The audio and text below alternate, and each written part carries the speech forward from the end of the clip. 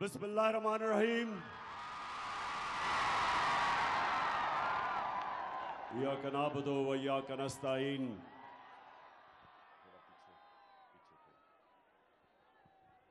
मैं सबसे पहले मेरे जंग के बाशऊर शहरियों, सबसे पहले मैंने कभी किसी जलसे में इतनी तादाद में अपनी बहनों को नहीं देखा जितना आज मैं देखा।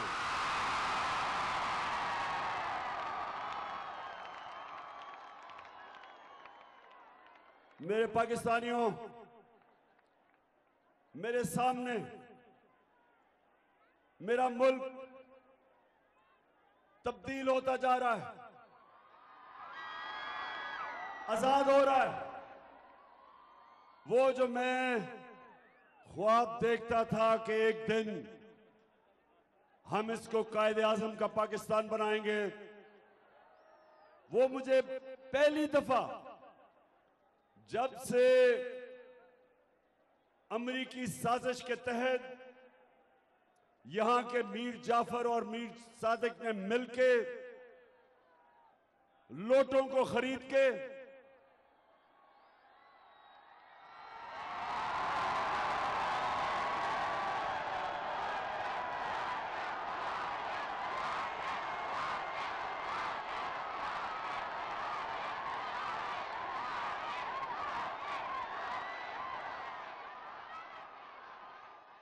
लोटों के जमीर खरीद के इन्होंने जो हमारी हुकूमत कराई, तब से मैं तो अल्लाह की शान देखता हूं, उसका शुक्रिया अदा करता हूं, उसका शुक्र अदा करता हूं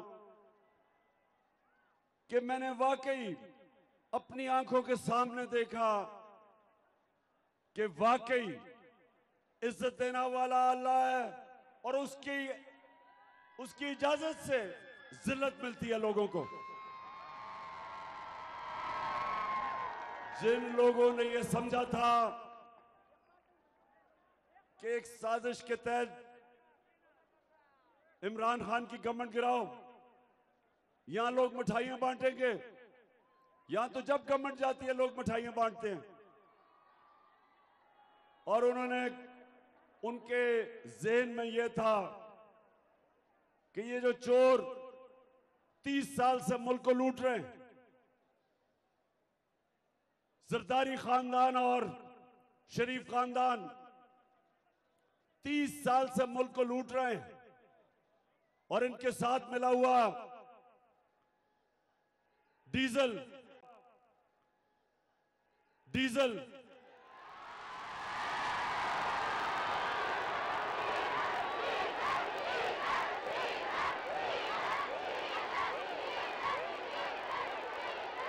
तो इन्होंने सोचा कि ये जो थ्री स्टूजेस हैं, इनको जब लेके आएंगे तो ये अपनी कौम को समझते थे ये भेड़ बकरियां हैं, जो मर्जी करो कौम इन चोरों को तस्लीम कर लेगी। और ये अमेरिकन तो आप जिस तरह जानते हैं कि वो तो पाकिस्तान की बेहतरी के लिए तो नहीं उन्होंने तब्दीली लेके आए थे, वो तो पाकिस्तान को टिश्यू पेपर की तरह इस्तेमाल करना चाहते थे। जिस तरह पाकिस्तान इस्तेमाल होता रहा, जिस तरह अमेरिका की वॉर ऑन टेरर में 80,000 पाकिस्तानियों की कुर्बानी थी अमेरिका की जंग में। हमारा कबायली इलाका, याद रखें, मैं कबायली इलाके को जानता हूं, जो जुल्म उन लोगों के ऊपर हुआ आपको किसी को अंदाजा नहीं। 35 लाख बेचारे लोगों ने नकल मकानी की। इस मुल्क के अरबों डॉलर इस मुल्क का तबाह हुआ जंग की वजह से। और सबसे खौफनाक बात यह कि जिसके लिए हम जंग लड़ रहे थे, उन्होंने 400 ड्रोन अटैक किए हमारे मुल्क के ऊपर, जिसमें हमारे शहरी मारे गए।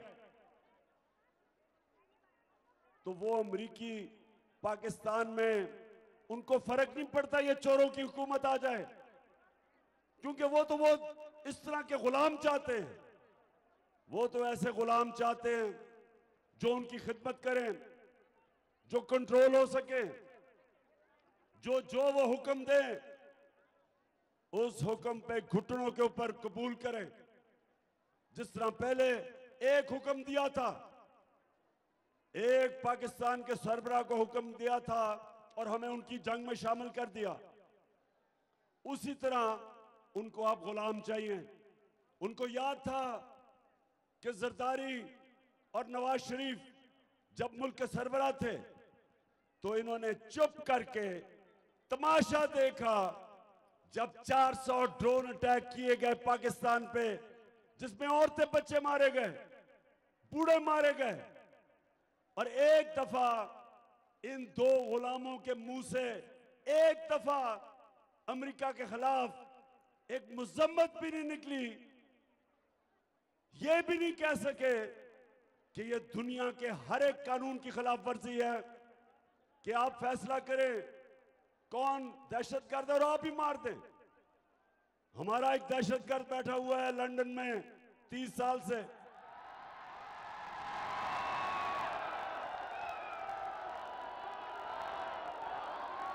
वो कौन है आप जानते हैं उसको? वो जो काली काली ऐनकें पहनता है दिन के वक्त और रात के वक्त, रात को भी काले ऐनकें पहनता है। वो लंदन में बैठा हुआ है। अभी तक उसने हजारों पाकिस्तानियों को कत्ल करवाया, कराची के लोगों को, कराची की तबाही की।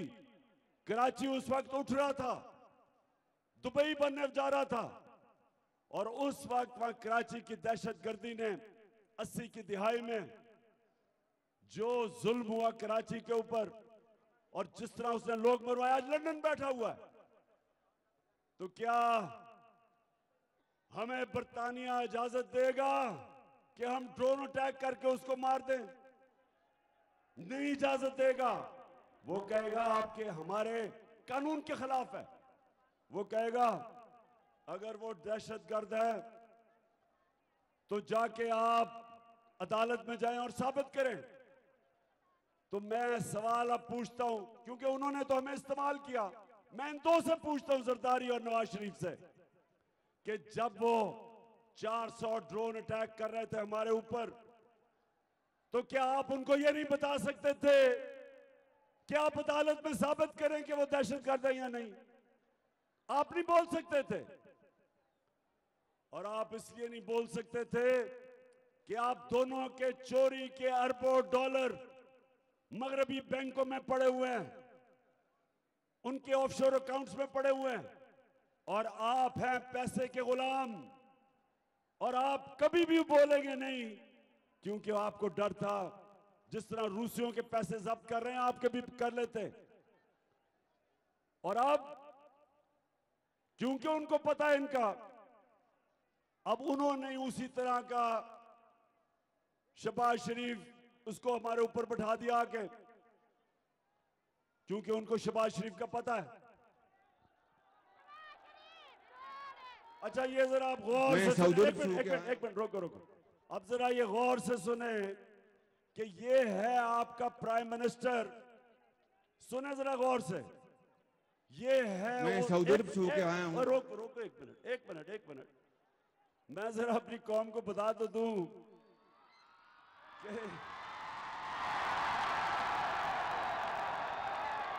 कि वो मुल्क जब बन रहा था तो सारा मुसलमान हिंदुस्तान का नारा उसका था कि पाकिस्तान का मतलब क्या? ला इलाहा इल्लल्लाह, अल्लाह तेरे सिवा किसी के सामने हम हाथ नहीं फैलाते। तो जरा आप सुने, ये जब शहबाज शरीफ प्राइम मिनिस्टर बना तो इसने क्या कहा, सुने आप। मैं सऊदी अरब से होके आया हूँ, मैं यूएई के होके, अभी मैं तुर्की होके आया हूँ, और मैंने उन भाइयों को कहा कि आप हमारे बड़े अजीम भाई हैं, हमेशा आपने हमारी मदद की। और मैंने यही कहा, जब मैं आया हूँ तो आप समझेंगे शायद ये मांगने आया, मैं मांगने नहीं आया, लेकिन मजबूरी है। हमारा जिस तरह माजी में 75 साल में आपने हमारा हाथ मिटाया है, कुछ ऐसा आप हाथ मिटा दें। तो मैंने कहा मैं वादा करता हूं कि इंशाअल्लाह हम पूरी कौम हम मिलकर दिन रात मेहनत करेंगे, पसीना कराएंगे, अपने पाँव पे खट। हाँ शहबाज शरीफ, और ये कौम तो मेहनत करती है, कौम तो 75 साल से मेहनत कर रही है। हमारे बैरून मुल्क पाकिस्तानी जितने वो मेहनत करते हैं और उनके डॉलरों के ऊपर हमारा मुल्क चलता है, वो तो मेहनत कर रहे हैं। चोरी तुम कर रहे हो, तुम्हारा भाई कर रहा है, जरदारी कर रहा है, तुम्हारे बच्चे कर रहे हैं। चोरी तुम कर रहे हो, मेहनत वो कर रहे हैं। हाथ तुम फैला रहे हो, हाथ तुम बाहर फैला रहे हो कि जी मैं भीख मांगने नहीं आया। हाथ आप फैला रहे हैं और जलील सारी कौम को कर रहे हैं। ये खुददार कौम है, गैरतमंद कौम है, अल्लाह में मानने वाली कौम है। और उसका एक ऐसा, जब करप्ट लोगों को मुल्क के सरबराह बनाते हैं तो वो सारी कौम की इज्जत ले जाते हैं। तो इसलिए जंग के मेरे पाकिस्तानियों, अगले इतवार सब तैयारी करो, आपने इनको शिकस्त देनी है। मैं अपनी बहनों को खास तौर पे, आपकी बहुत बड़ी जिम्मेदारी है।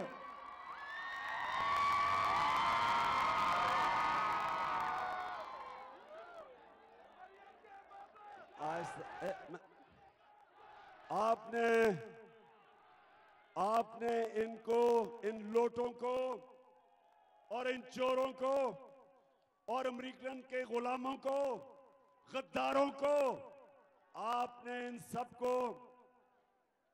सबको अगली इतवार 17 तारीख पे आपने घरों से निकलना है। सबको घरों से निकालना है। वादा करें आप निकालेंगे। आपने इसको इलेक्शन नहीं समझना, ये जहाद है। ये इस मुल्क की हकीकी आजादी की जहाद है। सब फिर से मेरे से वादा करें, आपने सबको निकालना है और खुद भी निकलना है। नौजवानों, आपने, इस मुल्क की अक्सरियत नौजवान है और नौजवानों ये आपकी मुस्तकबिल की जंग है। आपने सबने निकलना है, लोगों को निकालना है, क्योंकि इन्होंने सिर्फ एक तरह जीतनी है इलेक्शन, धांधली करके।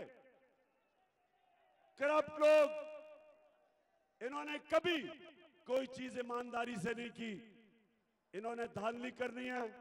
और आप सबने पहरा देना है, पोलिंग स्टेशन का पहरा देना है। औरतों के पोलिंग स्टेशन जिस पे सबसे ज्यादा धांधली होती है, आपने पहरा देना है। हमने इनको हराना है। और हमें पता है कि इलेक्शन कमीशन इनके साथ है।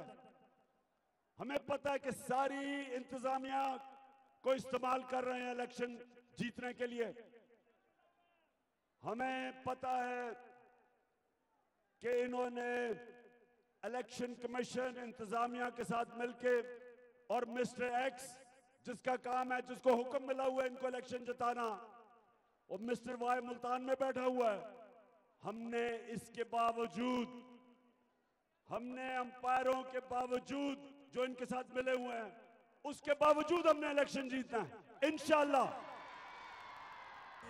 आई रे तब्दीली आई रे, तब्दीली आई रे, भूखा लकर का देता है दुहाई रे, तब्दीली आई रे, तब्दीली आई रे, रोक सको तो रोक लो, तब्दीली आई रे, तब्दीली आई रे, IPG आई रे। मैं आज नूर सुल्तान और मेहर नवीद का शुक्रिया अदा करता हूं जो हमारे लिए बैठ गए हैं और हमारे साथ मिलकर इंशाल्लाह वो इलेक्शन लड़ेंगे। आपका बहुत बहुत शुक्रिया। अच्छा, जो लोटा, आपको समझ आनी चाहिए कि जिस लोटे को, उस लोटे को हमने वजारत से करप्शन पे हटाया था, इसलिए आपने पूरा जोर लगाना है कि हम इसको जीते ना दें। अच्छा,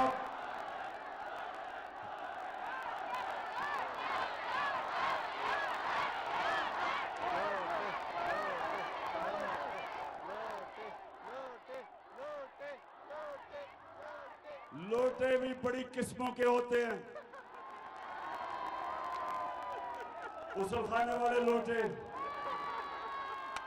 वो लोटे जो रंग बिरंगी, कोई बड़ा कोई छोटा, लेकिन सारे लोटों में एक चीज कॉमन होती है, वो ज़मीर फरोश होते हैं, ज़मीर का सौदा करते हैं।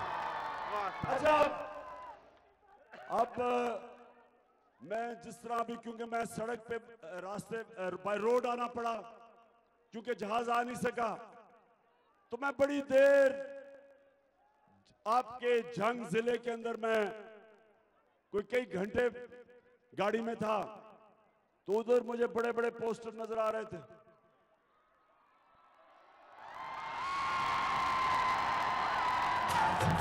खड़ा है अब इमरान, ठीक करेगा सब कप्तान, नया बनेगा पाकिस्तान, नया बनेगा पाकिस्तान। अच्छा, पोस्टर्स में मैं देख रहा था कि ये इश्तिहारी हैं, मफरूर, सजाए याफ्ता, जमानत पे, और शर्म की बात क्या है कि वो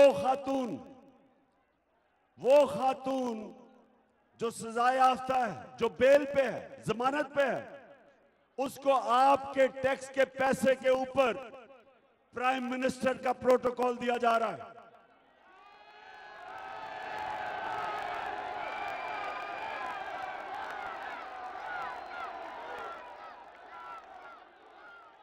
मेरे जंग के बाशऊर शहरियों, ये याद रखें कि मौलाना रूमी ने एक दफा कहा था, उनसे किसी ने पूछा कि मौलाना साहब कौम कैसे मरती है, तो मौलाना रूमी ने कहा, जब एक कौम अच्छे और बुरे की तमीज खत्म करती है, मर जाती है। ये आपके सामने ये चोरों के पोस्टर लगे हुए हैं, पुलिस का एस्कॉर्ट मिल रहा है, आते साथ ही इन्होंने 1100 अरब रुपया जो इन्होंने चोरी किया हुआ था, जो नैब में था, इन्होंने आते साथ ही असेंबली में नैब की अमेंडमेंट करके आपका 1100 अरब रुपया माफ करवाया है, आपका पैसा। और ये है मुल्क आलमिया कि वो लोग जिनको जेलों में होना चाहिए, वो आज असेंबलियों में बैठे हैं। वो प्राइम मिनिस्टर है, उसका बेटा जो कि इन दोनों को सजा मिलनी थी, अंडर ट्रायल थे, इस साजिश के तहत उन लोगों को ऊपर बैठाया गया और इन दोनों को, जिनको जेल में जाना था, 16 अरब रुपया के एफआईए में केसेस थे, 16 अरब रुपए के एफआईए के केसेस, उसमें से बच ही नहीं सकता था। ये दोनों बाप शहबाज शरीफ और दोनों बेटे, इनको उस वक्त मुल्क के ऊपर बैठाया गया, शहबाज शरीफ को प्राइम मिनिस्टर बनाया गया और इसका बेटा हमजा कुकड़ी को चीफ मिनिस्टर बनाया गया। और ये शर्म की बात है हमारी सारी कौम के लिए कि हम छोटे छोटे चोरों को मजबूरी में, बेरोजगारी में, बच्चे बीमार हैं, मजबूरी में वो छोटे छोटे चोर चोरी करते हैं। किसी ने भैंस चरा रही, किसी ने साइकिल, मोटरसाइकिल, उनको तो जेलों में डाल देते हैं। तो जो लोग इस मुल्क को लूटते हैं, उनको हम बड़े बड़े ओहदों पे बिठा देते हैं, उनको पुलिस के एस्कॉर्ट देते हैं। पुलिस जिनका काम इन चोरों को जेलों में डालना, उनके साथ पुलिस की गाड़ियां फिरती हैं। तो मुझे ये बताएं मेरे पाकिस्तानियों, ये मुल्क आगे कैसे बढ़ सकता है, कैसे मुल्क तरक्की कर सकता है? मैंने दुनिया देखी है और मैंने दुनिया के अंदर वो मुल्क जिन्होंने गुर्बत है वो देखी और वो मुल्क जिधर खुशहाली और अमीर तरीन मुल्क है। एक चीज फर्क करती है गरीब मुल्कों में और अमीर मुल्कों में। अमीर मुल्कों के अंदर कानून होता है, इंसाफ होता है। नबी सल्लल्लाहु अलैहि वसल्लम ने मदीना की रियासत में सबसे पहले इंसाफ कायम किया।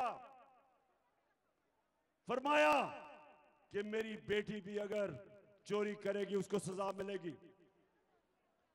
कहा कि तुम्हारे से पहले बड़ी कौमें तबाह हुई जिधर ताकतवर के लिए एक कानून, यानी वो चोरी करे तो उसको एनआरओ और कमजोर बेचारा चोरी करे वो जेल में।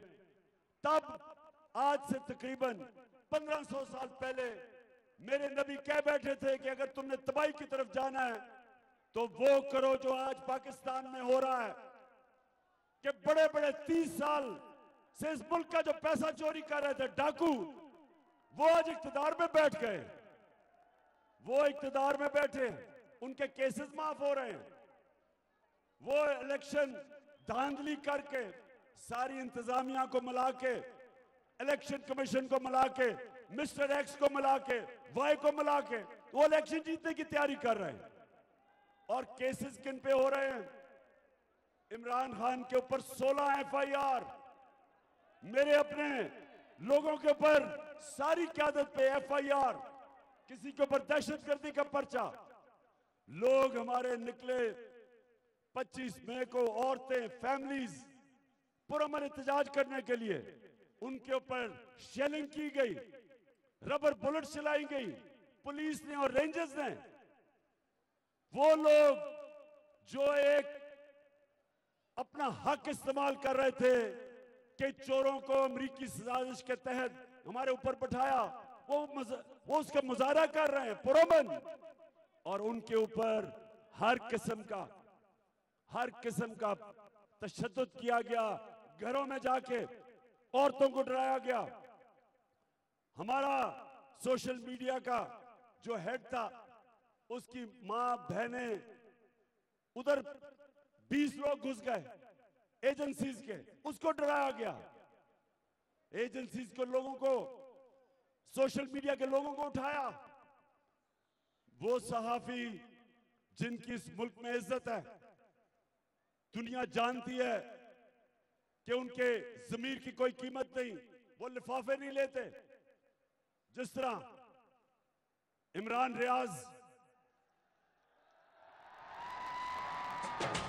साफ चली, शफाफ चली, तहरीके इंसाफ चली, साफ चली।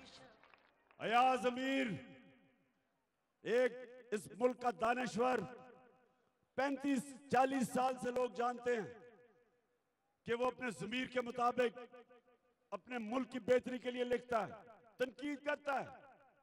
मेरी उसने बहुत तनकीद की। उसको जिसने जलील करने की कोशिश की गई, समी इब्राहिम,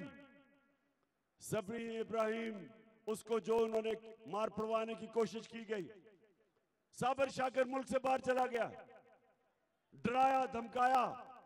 तो ये आज का पाकिस्तान कि आज अपने हकूक के लिए, इंसाफ के लिए जो लोग आवाज बुलंद कर रहे हैं, उनको डराना, धमकाना, उनके ऊपर केसेस, एफआईआर, और जो मुल्क के 30 साल से इस मुल्क को लूट रहे हैं।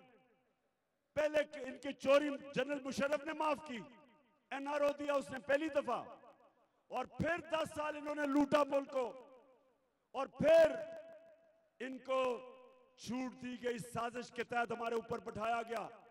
और अब इलेक्शन धांधली करके पूरी इंतजामिया इनके साथ मिलके और अब फिर हमारे पे मुसल्लत करने की कोशिश कर रहे हैं।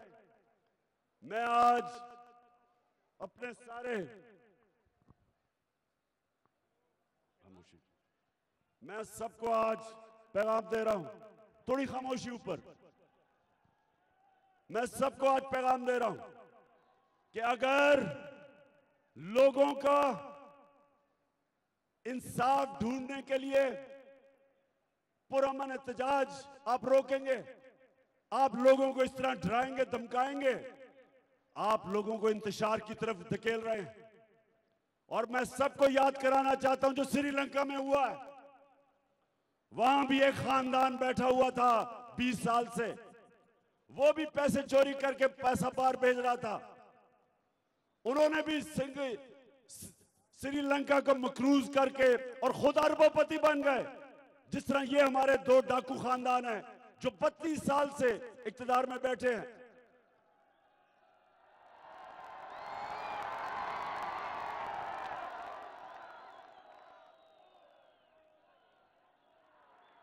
तो ये अगर आप जो भी ऊपर बैठ के ये कर रहे हो, वो जरा श्रीलंका के सीन देख लो।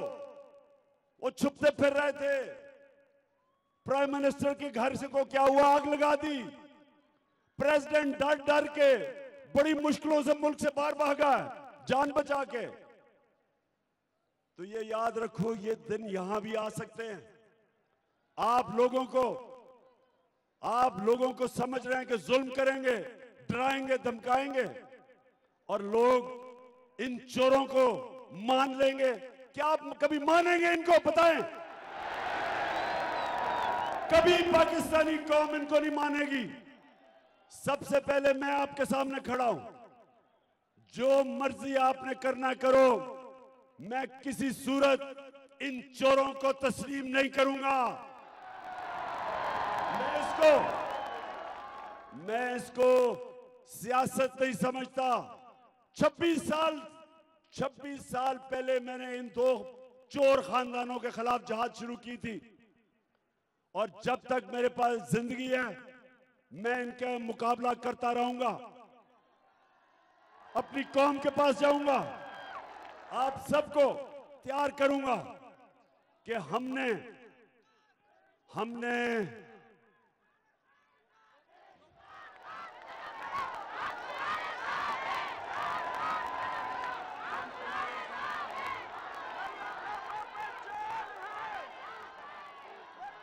मेरे पाकिस्तानियों,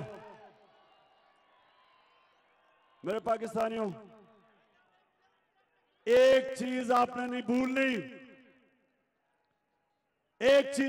भूलनी, कि आपने अल्लाह के सामने वादा किया हुआ है। आप जब भी मुसलमान बनता है तो वो एक वादा करता है अल्लाह से, ला इलाहा इल्लल्लाह मोहम्मद रसूल अल्लाह, के अल्लाह मैं तेरे अलावा किसी के सामने नहीं झुकूंगा। तो मेरे पाकिस्तानियों ये याद रखो, हमें बचपन में गलत फहमी डाली हुई थी कि शिर्क सिर्फ मूर्तियों के सामने झुकने को कहते हैं, कि शिर्क सिर्फ पत्थर के बुतों के सामने झुकने को शिर्क कहते हैं। शिर्क जब भी किसी भी किस्म के बुत, चाहे वो पैसे का बुत हो जो सबसे बड़ा बुत है जिसकी पूजा करते हैं ये शरीफ और जरदारी खानदान, इनका जो बुत है, इनका पैसा पड़ा हुआ है मुल्क से बाहर अरबों डॉलर। उसके लिए, उस बुत की पूजा करने के लिए ये पाकिस्तान के नजरिए को कुर्बान करने के लिए तैयार है। ये कश्मीरियों की कुर्बानियों को दफन करने के लिए तैयार हैं। ये इस्राइल को कबूल करने के लिए, रिकॉग्नाइज करने के लिए तैयार हैं। ये अमेरिका के जूते पॉलिश करने के लिए तैयार हैं। जरा वो फिर से सुनाना एक दफा शहबाज शरीफ का, ये जरा सुने। ये एक मिनट मुझे ये बताएं कि जो अल्लाह में ईमान रखने वाला है और जो कहता है कि अल्लाह तेरे सिवा मैं किसी के सामने नहीं झुकता, वो ये कह सकता है? जरा फिर से सुनाओ। मैं सऊदी अरब से होके आया हूँ, मैं यूएई के होके, अभी मैं तुर्की होके आया हूँ, और मैंने उन भाइयों को कहा कि आप हमारे बड़े अजीम भाई हैं, हमेशा आपने हमारी मदद की। और मैंने यही कहा, जब मैं आया हूँ तो आप समझेंगे शायद ये मांगने आया है। मैं मांगने नहीं आया, लेकिन मजबूरी है हमारा। जिस तरह माजी में 75 साल में आपने हमारा हाथ बटाया है, कुछ ऐसा आप हाथ मिटा दें। तो मैंने कहा मैं वादा करता हूं कि इंशाअल्लाह हम पूरी कौम हम मिलकर दिन रात मेहनत करेंगे, पसीना कराएंगे अपने पांव पे। ये सुने,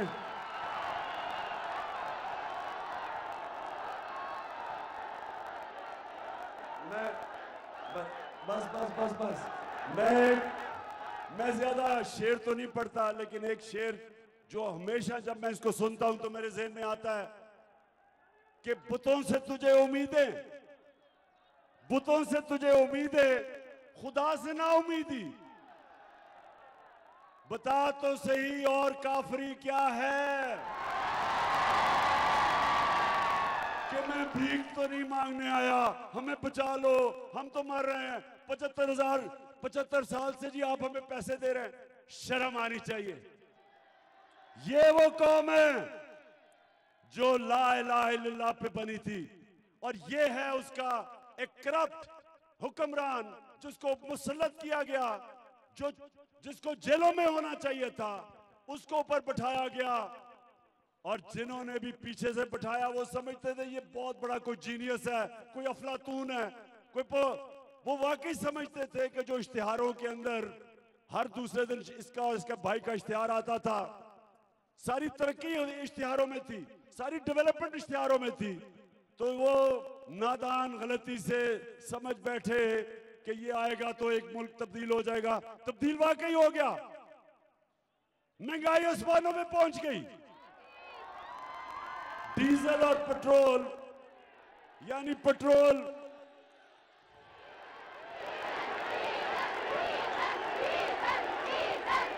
हमारे जमाने में, अभी 3 महीने पहले जब हम छोड़ के गए थे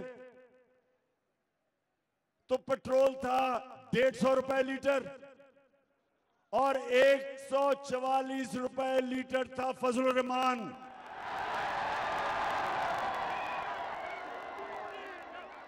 130 रुपए इन्होंने फजलुर रहमान की कीमत ऊपर की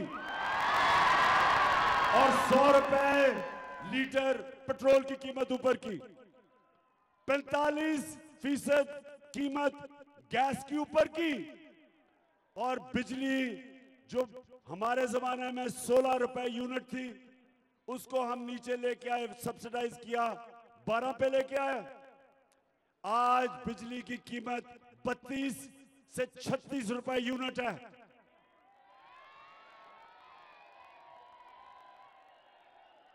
और आज जो इंटरनेशनल मार्केट में तेल की कीमत है वो कम है, वो उससे कम है जब हम 3 महीने पहले इक़्तिदार में थे। तो शहबाज शरीफ अपने आप को खादमे आला तो कहते थे, अब करें ना नीचे पेट्रोल और डीजल फजलुर रहमान की कीमत नीचे करें आप।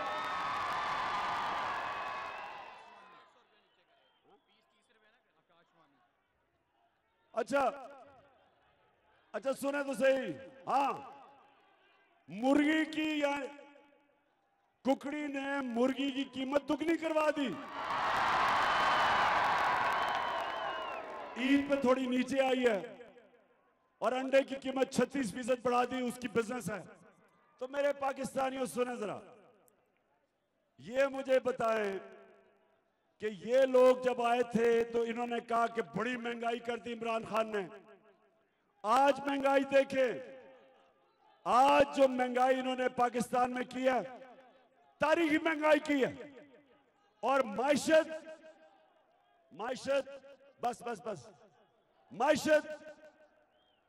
जो माइशत थी, हम जब छोड़ के गए थे तो आखिरी 2 सालों में पाकिस्तान इकोनॉमिक सर्वे के मुताबिक 17 सालों के अंदर सबसे बेहतरीन हमारी इकोनॉमी की परफॉर्मेंस थी। 5.6% तीसरे साल और 6% चौथे साल। और वो हमारी हुकूमत थी जो सबसे मुश्किल वक्त था दुनिया में। जब कोरोना आई तो दुनिया के अंदर तबाही मचा गई। जिस तरह पाकिस्तान ने कोरोना का मुकाबला किया, international magazine Economist, World Health Organization, World Economic Forum, इन सब ने कहा कि जो 3 मुल्क जिन्होंने सबसे बेहतर तरीके से कोरोना के सामना, कोरोना का मुकाबला किया, उसमें पाकिस्तान था।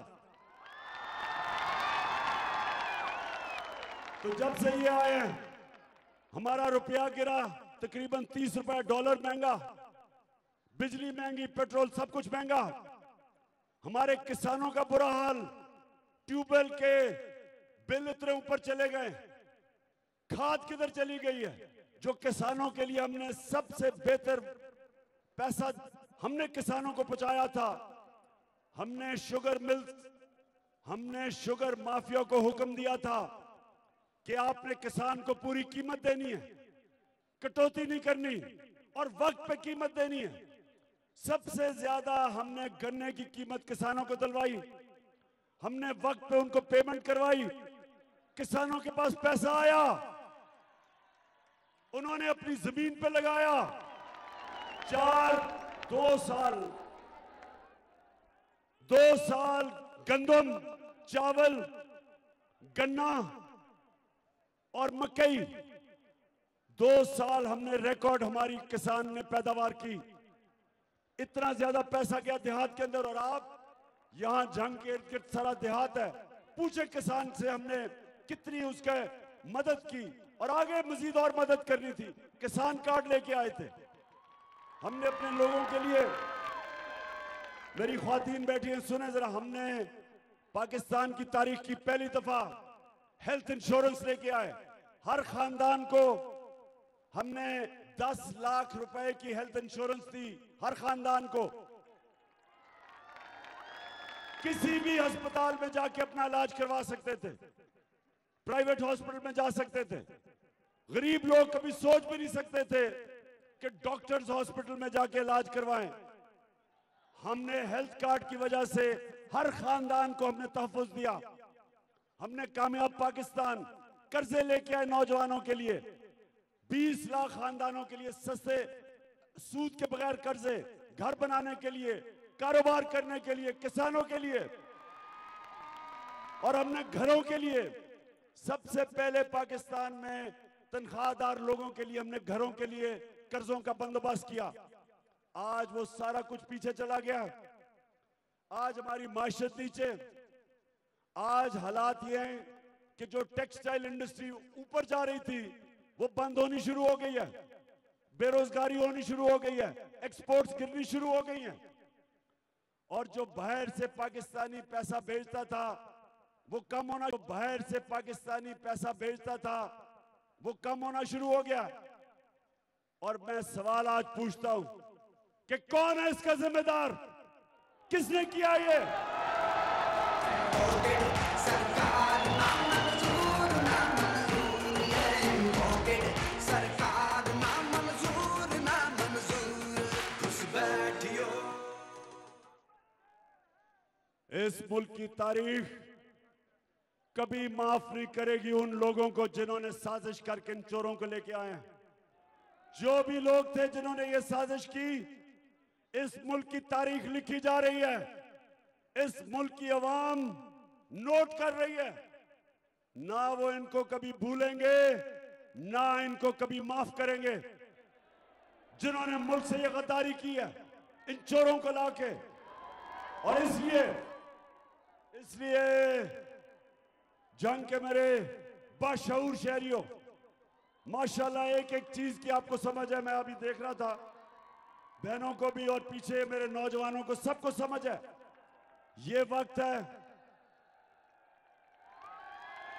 मेरे पाकिस्तानियों,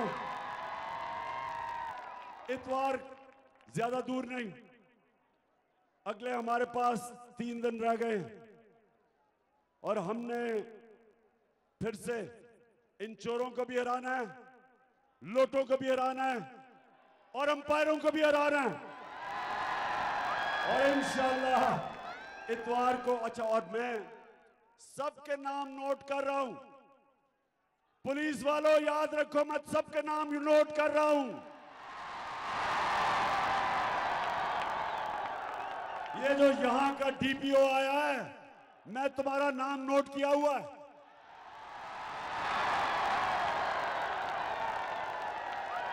गैर कानूनी चीज जो तुम कर रहे हो, जो तुम इनको जताने की कोशिश कर रहे हो, याद रखो सुप्रीम कोर्ट का ऑर्डर है। सुप्रीम कोर्ट ने जब इस कुकड़ी को वजीर आला बनाया था, गैर कानूनी था, ये गैर आईनी था, लेकिन उन्होंने जब इसको कहा कि जी मजबूरी है बना देते हैं, तो साथ उन्होंने ये कहा था कि किसी किस्म की इलेक्शन में मुदाखलत नहीं होगी। और हमारे सामने हर रोज मुदाखलत हो रही है, क्योंकि ये शरीफ खानदान, तो मैं फिर से कहता हूं, जिंदगी में इन्होंने ईमानदारी से कोई काम नहीं किया। इन्होंने करनी है धांधली। और सुप्रीम कोर्ट, हम आपको कह रहे थे तब भी कि इन्होंने धांधली करनी है, इंतजामिया का इस्तेमाल करना है, पुलिस का इस्तेमाल करना है। तो इंतजामिया के लोग और पुलिस, जो भी इस इलेक्शन में, और इलेक्शन कमीशन के लोग जो भी इस इलेक्शन के अंदर गैर कानूनी काम करोगे, याद रखो कि ज्यादा दूर नहीं है 17 तारीख।